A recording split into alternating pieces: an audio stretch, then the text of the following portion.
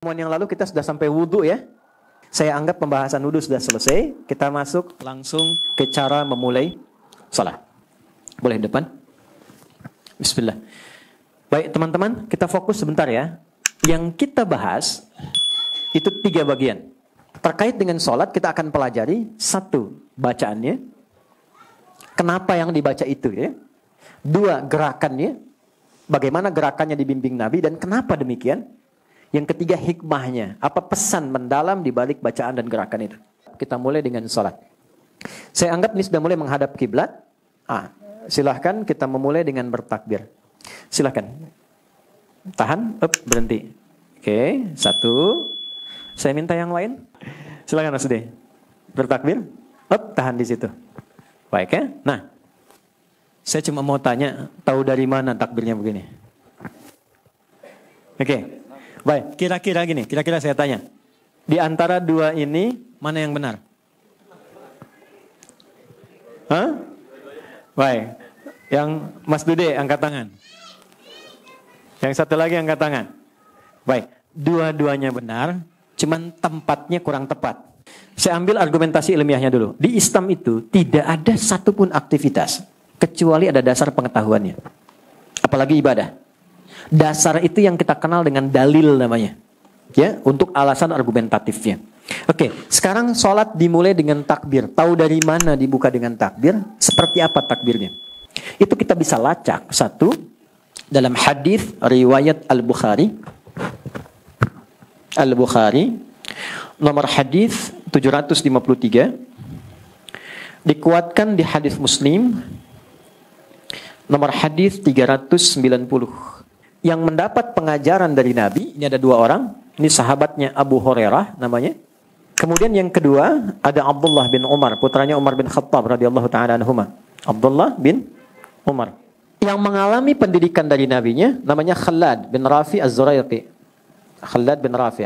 Saya ingin tekankan begini, begitu sempurnanya di Islam, ibadah aja ada dasarnya gitu. Dan itu bisa dilacak dan tokohnya ada. Ini si fulan namanya. Kalau kita cari ketemu itu. Lahirnya kapan, wafatnya kapan, hidupnya bagaimana. Itu di Islam demikian. Karena itu yang menjadikan salah satu bukti kebenaran Islam sebagai agama yang benar di sisi Allah. Semua apa yang dikerjakan punya dasar yang tersambung kepada Nabi dan Tuhannya. Ini menunjukkan Islam itu bukan karya manusia. Tapi betul-betul bimbingan kehidupan yang langsung Allah turunkan pada Rasulullah SAW. Secara singkat, Khalid ini masuk Islam. Kemudian ingin menunaikan sholat. Tapi baru masuk Islam. Belum belajar sholat dengan baik. Dan begitu Nabi memuliakannya. Ingat ya. Seorang bahkan yang masuk Islam itu nilainya tinggi di hadapan Rasulullah. Ya, itu berapa tingginya Islam memberikan apresiasi pada setiap kebaikan yang didapatkan. Termasuk pelaku maksiat. Jangan salah.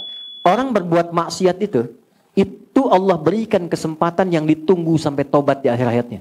Makanya saya itu tidak senang mencaci orang salah. Saya paling tidak suka, ya. Misalnya mencela orang salah itu saya kurang suka. Yang salah itu diperbaiki, bukan dicela. Minimal kita doakan supaya dia kembali. Itu adabnya dalam Islam. Kenapa? Karena ketika orang maksiat ini dia bertobat, itu naik statusnya menjadi hamba yang dicintai Allah. Dan tidak mudah loh melepaskan diri dari maksiat. Ada orang mabuk, jadi kebiasaan. Pengen menghilangkan mabuknya, itu nggak mudah. Ketika dia lepas dari sifat mabuknya, itu dihargai tinggi oleh Allah. Perjuangannya itu diapresiasi. Sampai turun ayat, Quran surah kedua, ayat 222. Innallaha yuhibbut tawwabin. Allah sangat mencintai orang taubat. Karena untuk taubat itu butuh perjuangan. Bebas dari riba itu nggak mudah, butuh perjuangan. Orang yang mabuk ingin bebas dari mabuknya, butuh perjuangan. Perempuan yang ingin berjilbab butuh perjuangan.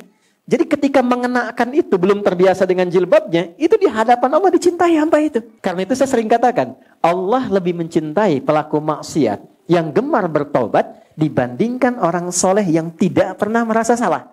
Ya, jadi terus berbuat baik. Nah ini, sedangkan orang yang ingin berislam, artinya kan dia meninggalkan semua kebiasaannya untuk mendapatkan yang baru. Makanya hal yang pertama Allah berikan pada orang itu adalah menggugurkan semua kesalahan yang pernah dilakukan sebelumnya dan mengganti jalan kebaikan dengan mencintainya.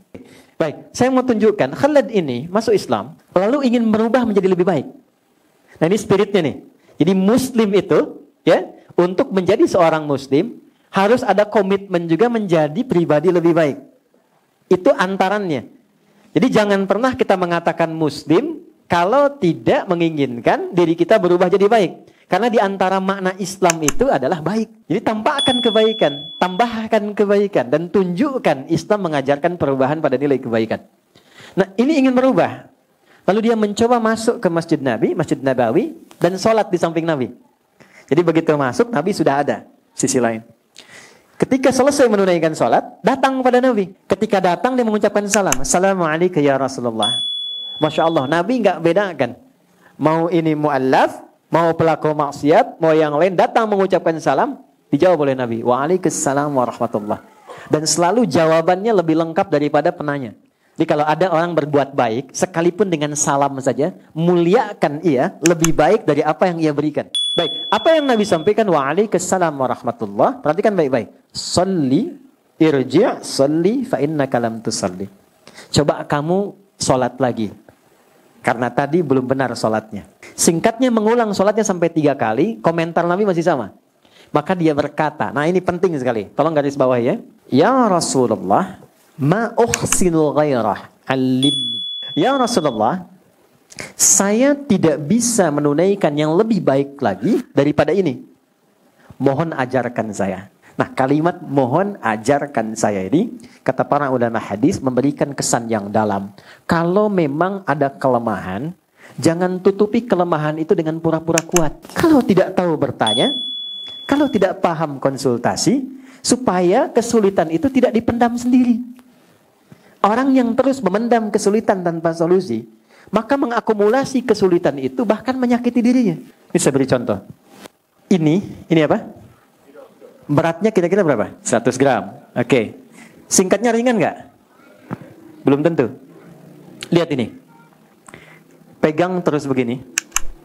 10 menit mulai berat.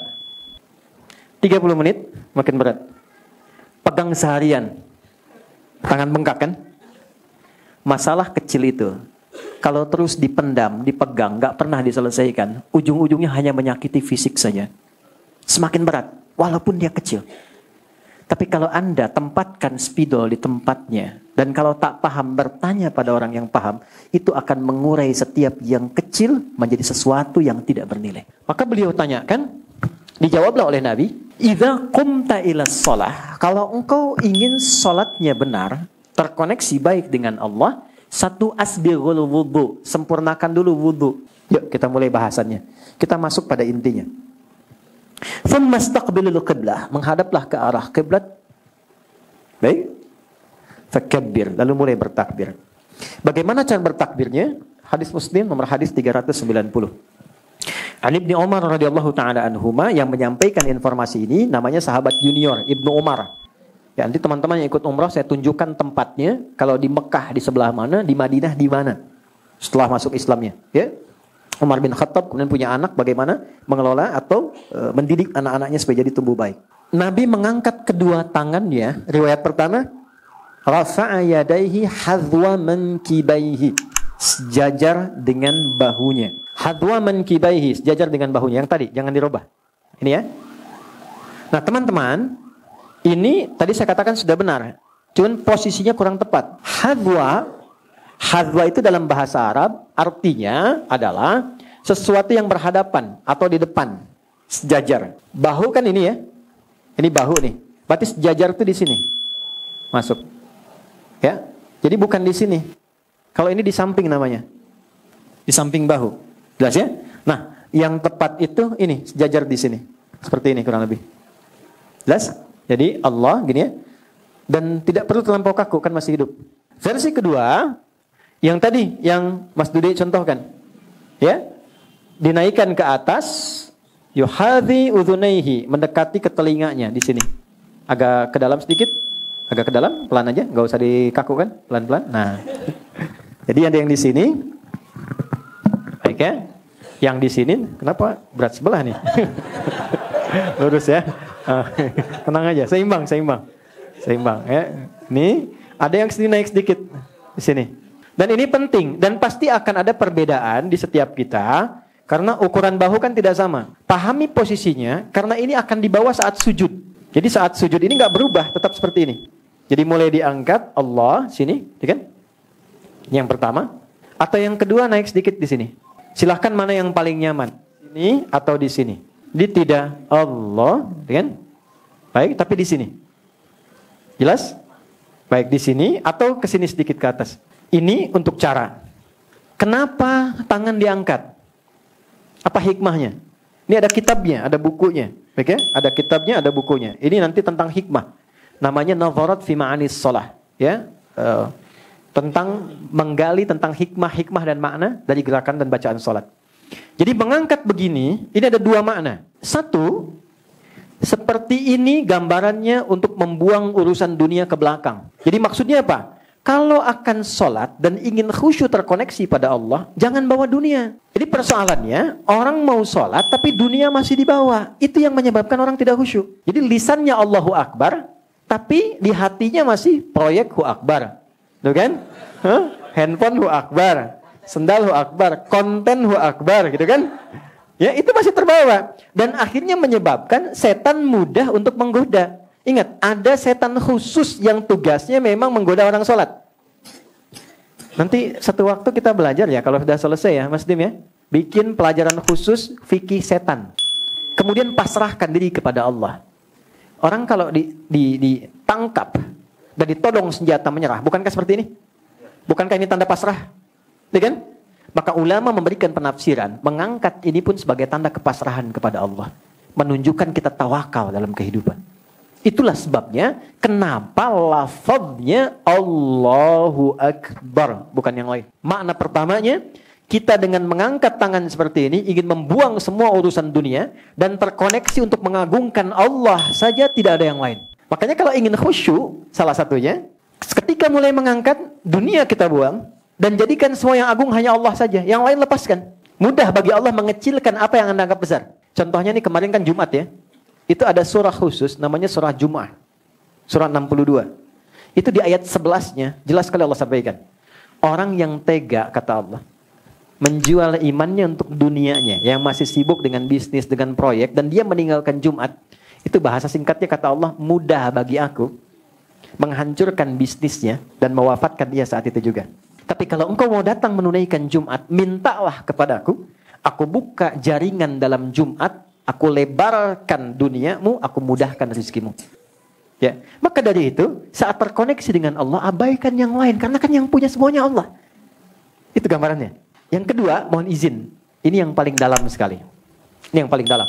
Kadang-kadang ada orang sholat masih membawa status, sehingga merasa besar saat dia memulai sholat. Status dengan kedudukan, status dengan harta benda, status dengan popularitas, status dengan keilmuan.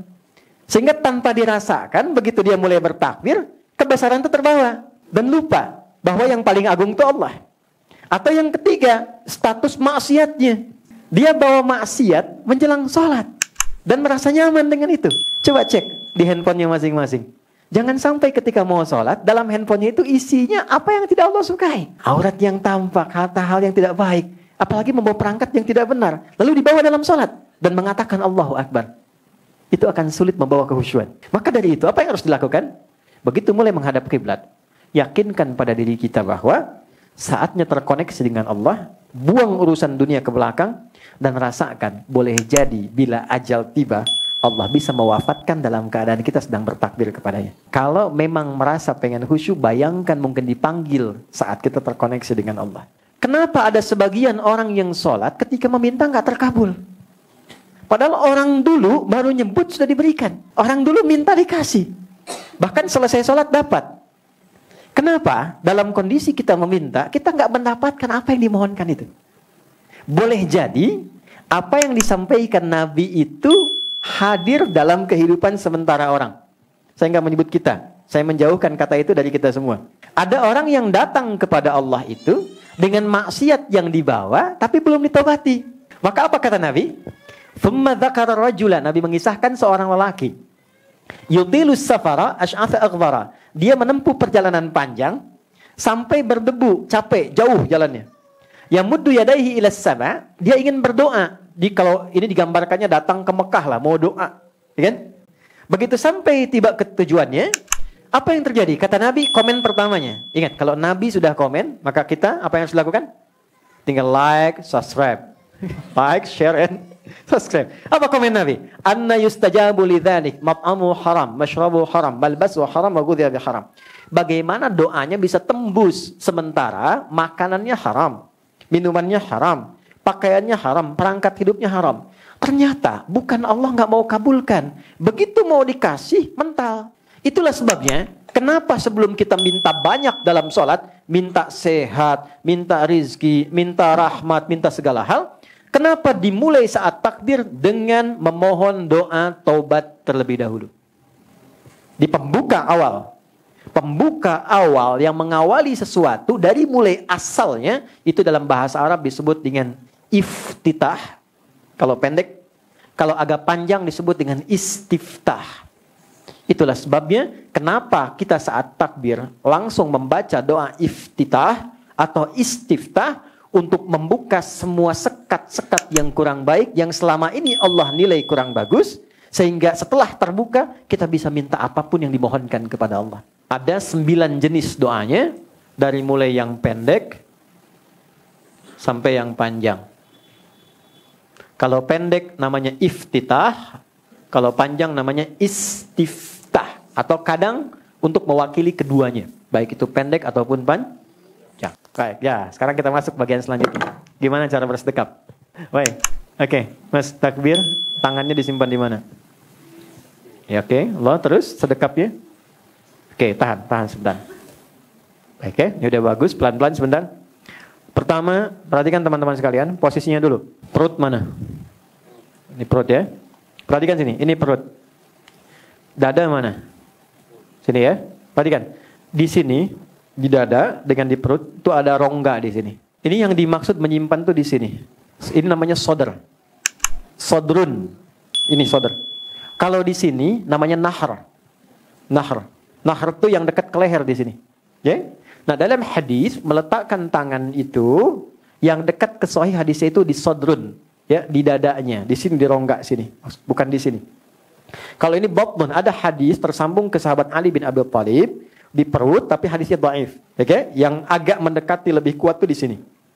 Dan ini selaras dengan makna, oke? Nanti saya jelaskan maknanya. Ini namanya apa? Sodrun, jamaknya sudurun. Oke, pelan. Baik. Yang kedua. Yang diletakkan pertama di sini kanan atau kiri? Kiri kan? Oke, kiri kan? Baik. Setelah itu ditutup pakai apa? Kanan. Saya praktekkan dulu caranya ya. Tadi sudah benar diangkat begini.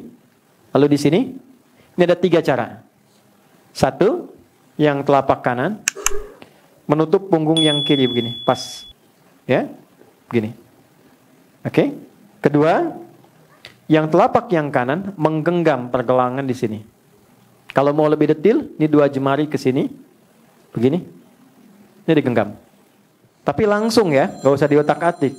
Allah, nah, langsung ya, begini. Oke. Yang ketiga, lewat sedikit sa'id ke sini, di sini. Tapi tidak sampai ke sini. Awas, subuh di puncak sampai sini ya. Ya, jadi nggak sampai sini. Bahkan ini yang tidak diinginkan oleh Nabi. Ya, jangan sholat seperti orang sombong dalam bersedekap, kata Nabi. Ini kiasan. Karena orang Arab tuh banyak pengusaha, pedagang, kalau sedang ngamatin proyek kan begini. Cukup sampai di sini. Letaknya di sini.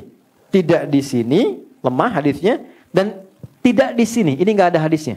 Ada riwayat menunjukkan yang di sini terkait dengan masa perang. Ya, karena pedangnya lokasinya di situ. Makanya nanti dalam profesi yang di militer, dalam konteks sedang diutus misalnya perjuangan, itu boleh meletakkan tangannya dekat dengan senjatanya, boleh begini. Jelas ya? Sekarang masuk ke maknanya.